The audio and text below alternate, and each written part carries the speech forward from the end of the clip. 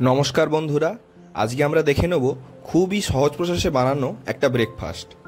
দেখুন, আমরা এখানে পাউরুটি নিয়ে নিয়েছি, গোটা চারেক স্লাইস পাউরুটি, তারপরে আলু কুচোনো, গাজর কুচোনো, ক্যাপসিকাম কুচোনো, কাঁচা লঙ্কা কুচোনো ও পেঁয়াজ কুচোনো।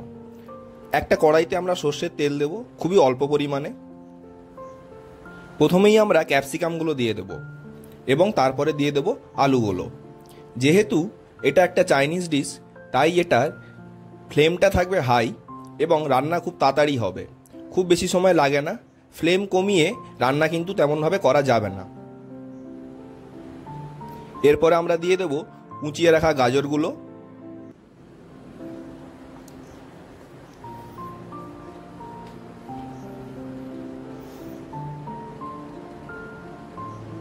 স্বাদের জন্য দেব পরিমাণ মতো লবণ,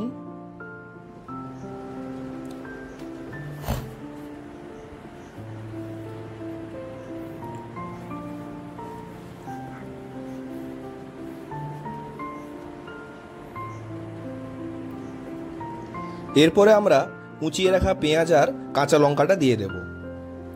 খুব বেশি সময় এটাকে ভাজার দরকার নেই, মোটামুটি 50 থেকে 60% কুক হয়ে এলেই আমরা পরবর্তী স্টেপে চলে যাব।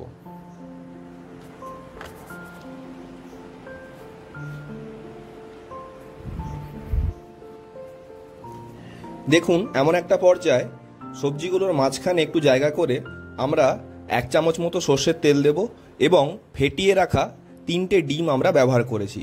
ডিমটা আপনারা আপনাদের প্রয়োজন মতো বাড়িয়ে বা কমিয়ে নেবেন। এই ডিমটা দেওয়ার পরেই আমাদের কিন্তু কুচিয়ে রাখা পাউরুটিগুলো দিয়ে দিতে হবে, যাতে ডিমের সাথে পাউরুটিটা খুব ভালোভাবে মেখে যায়।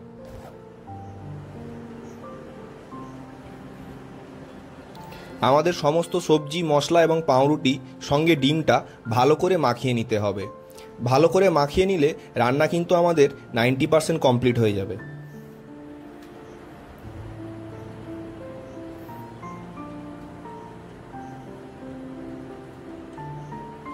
পুরো রান্নাটাই আমাদেরকে হাই ফ্লেমে করতে হবে এবং কন্টিনিউ কিন্তু কড়াইতে আমাদের চামচ দিয়ে রান্নাটা কিন্তু নাড়িয়ে নাড়িয়ে করতে হবে।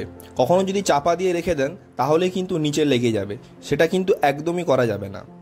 আমরা স্বাদটা বুঝে নিয়ে আরেকটু পরিমাণ মতো লবণ দেব।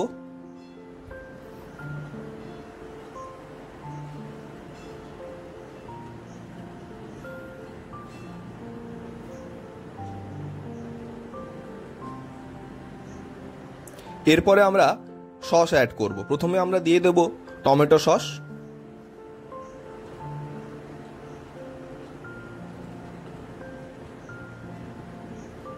খুবই অল্প পরিমাণে দেব গ্রিন চিলি সস, এরপরে আমরা দেব রেড চিলি সস,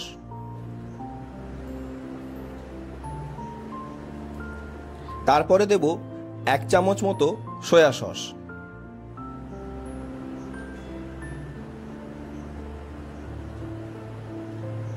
সসগুলো দিয়ে ভালো করে কিন্তু আমাদের এই রান্নাটা মাখিয়ে নিতে হবে।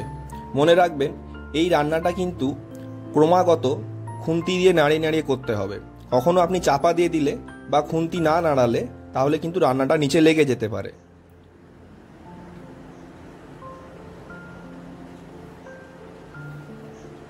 স্বাদটাকে ব্যালেন্স করার জন্য আমরা 1 চামচের একটু কম চিনি ব্যবহার করব।